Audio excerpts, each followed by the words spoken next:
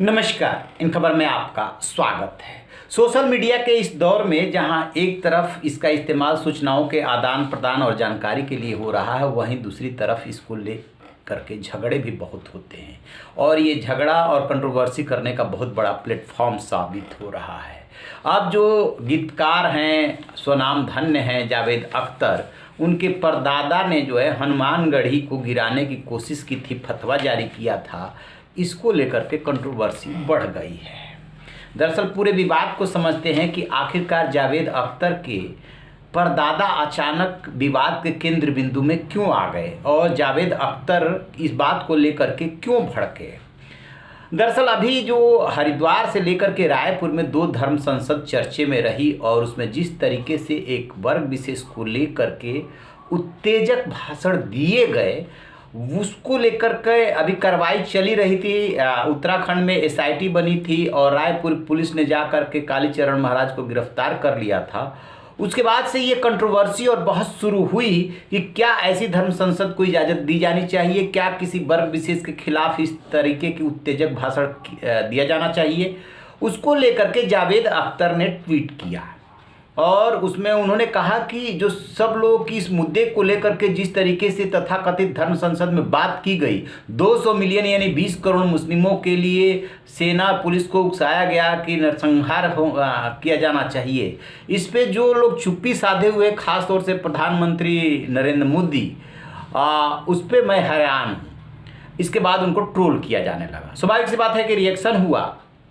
इसी बीच में जो बुलेबाई ऐप की घटना हुई, जिसमें कि 100 मुस्लिम महिलाओं को लेकर के उनकी बोली लगाने वाली घटना हुई, उसको लेकर के भी उन्होंने ट्वीट किया कि सबका साथ सबका विकास फिर कैसे।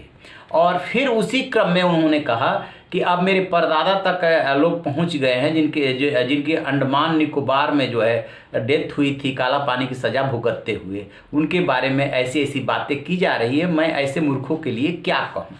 तो है क्या पूरा मामला, क्यों ये बात आई।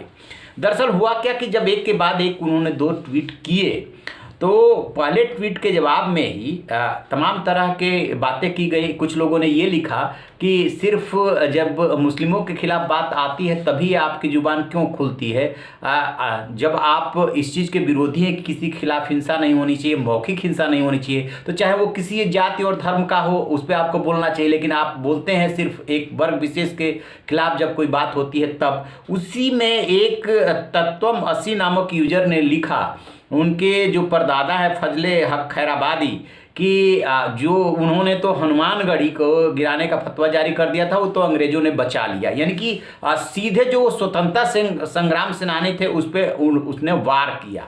इसको लेकर के जावेद अख्तर को बुरा लगना स्वाभाविक है और साथ में शबाना आजमी को भी बुरा लगा। उन्होंने भी ट्वीट करके जवाब दिया है कि किस तरीके से वो स्वतंत्रता संग्राम सेनानी थे और कैसे उन्होंने संघर्ष किया था, फिर कैसे काला पानी की सज़ा उन्होंने काटी थी और फिर उनके कैसे निधन हुआ था।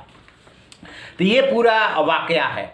और अब जो है ट्रोलर्स का क्या, देखिए ट्विटर हो, फेसबुक हो, जितने भी सोशल मीडिया प्लेटफॉर्म है, उस पर कोई भी कुछ भी अपना विचार रखने के लिए स्वतंत्र है। जैसे ही आप ट्वीट करते हैं, बहुत सारी ट्रोल सेना, विचारधारा से जुड़ी हुई ट्रोल सेना आ जाती है और तरह तरह की गढ़ी हुई बातें जो है निकालने लगती है।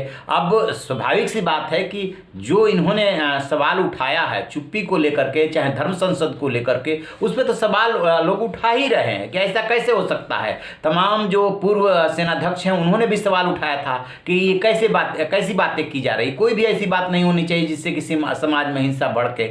लेकिन अब ये जो लड़ाई है अब ये बढ़ चली है कि जो जावेद अख्तर ने सवाल उठाया कि ऐसे मूर्खों के लिए मैं क्या कहूँ। तो देखते हैं कि ये विवाद यहीं पे खत्म हो जाता है या आगे अभी ये चलता है। तो आप रहिए बेखबर, देखते रहिए इन खबर। Thank you.